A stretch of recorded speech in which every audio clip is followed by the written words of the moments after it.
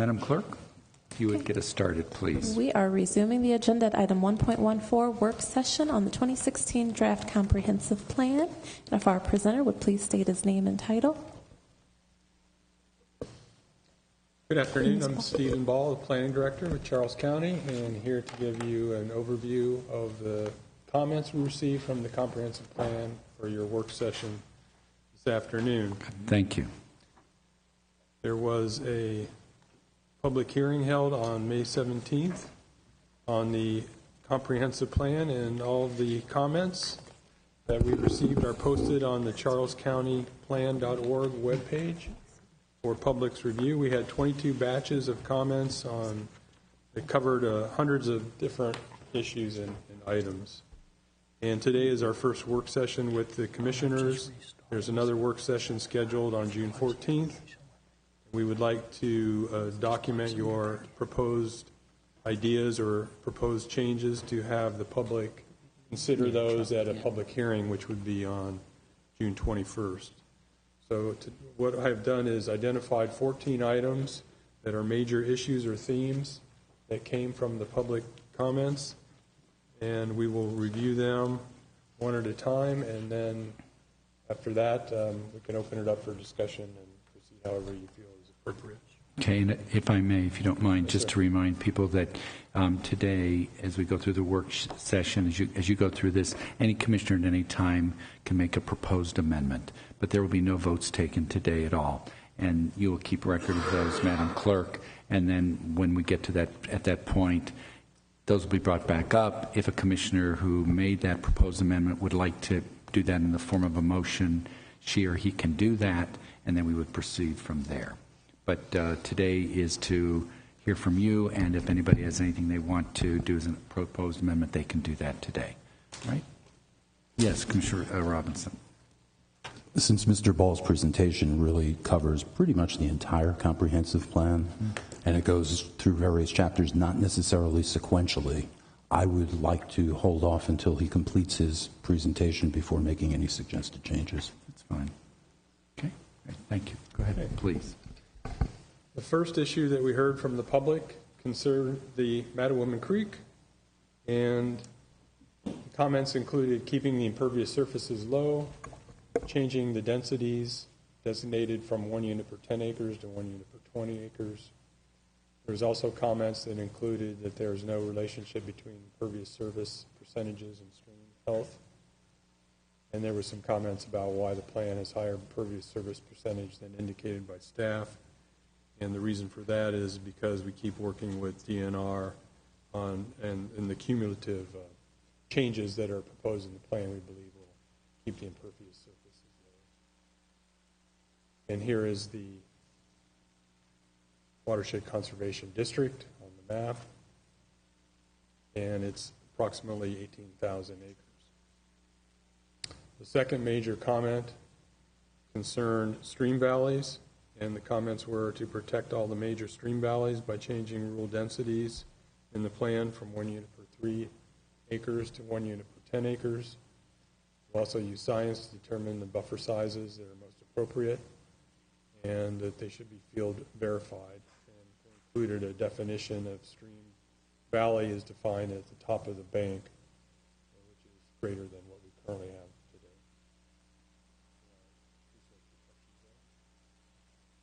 Here's a map which shows the preserve areas and also the stream valleys.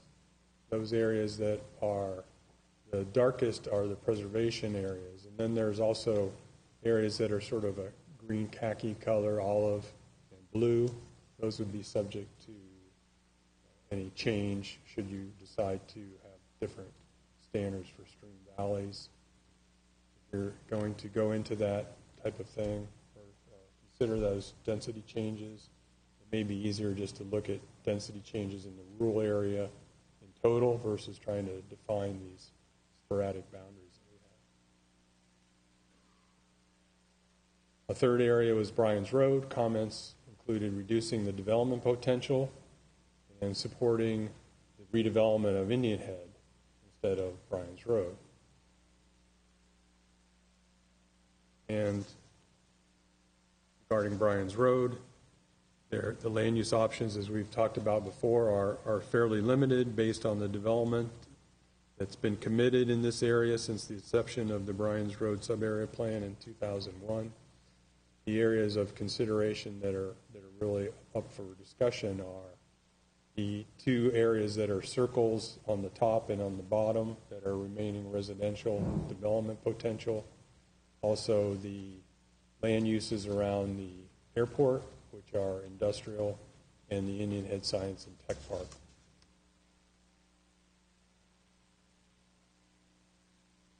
A fourth area is the priority preservation areas, which include priority preservation for Nanjemoy and Zakaya Swamp, and making the Mattawamon watershed a PPA, and consideration of a new rural legacy for Nanjemoy and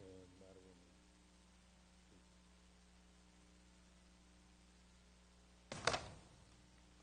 This is the area that was previously considered in our analysis of the comprehensive plan for priority preservation areas. There's three areas: the Nanjemoy area, the Cobb Neck, and the Rural Legacy area.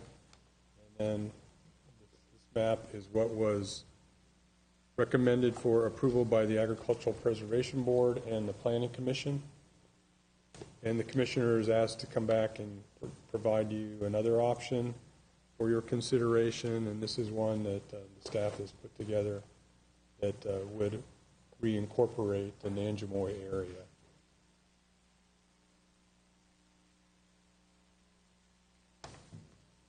Fifth comment that was a major one was the Watershed Conservation District, and the comments included removing 1,160 acres from the Watershed Conservation District, which was included in that area east of abutting Billingsley Road, east of Middletown Road.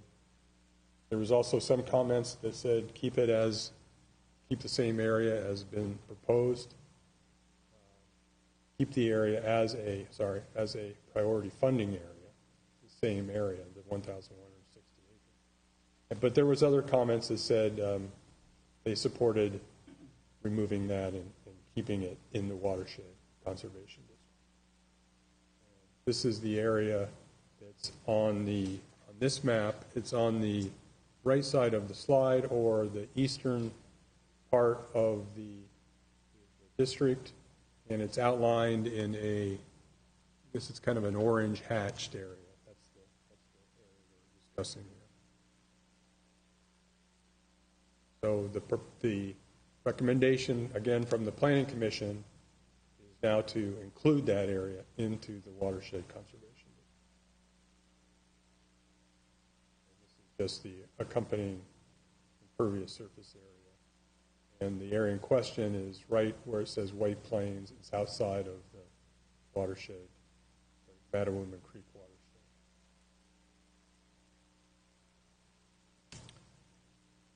Number 6 relates to the rate of growth. Comments focused on that there's too much existing housing and too many potential units that are in the pipeline that have been approved. The current rate of growth is 1.3%. Note that the Planning Commission's annual report, which they reviewed last night, indicates that the current rate has dropped to 1.27, and for last year it was less than 1%. We want to have a discussion on rate of growth. That means that we're talking about if it's going to be lower, the way to do that is to control building permits. A 1% growth rate over 25 years would be about 1,500 people a year, 558 housing units.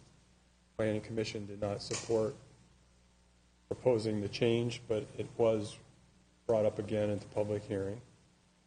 A 1% rate of growth would be a breakdown like this: 558 units, 390 single family, 112 townhomes, 56 apartments.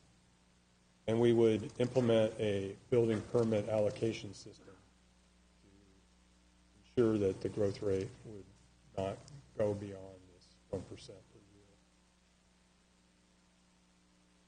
Transportation was an issue of concern. Comments included controlling the traffic and planning for improvements, keep the cross-county connector out of the plan, support for light rail, but there was also some comments to put the cross-county connector back in the plan, so it was split on that issue. Development district, another major issue and theme, removing the development district from the plan. The development district in the comprehensive plan just designates where we want to see, where growth is essentially allowed by the zoning and land use. Some comments related to matching up the development district with the priority funding area and then downzoning those areas that are outside of that new PFA. There was other comments to keep the development district as proposed. And we put this map together to give you a little better idea what that means if you wanted to consider changing it.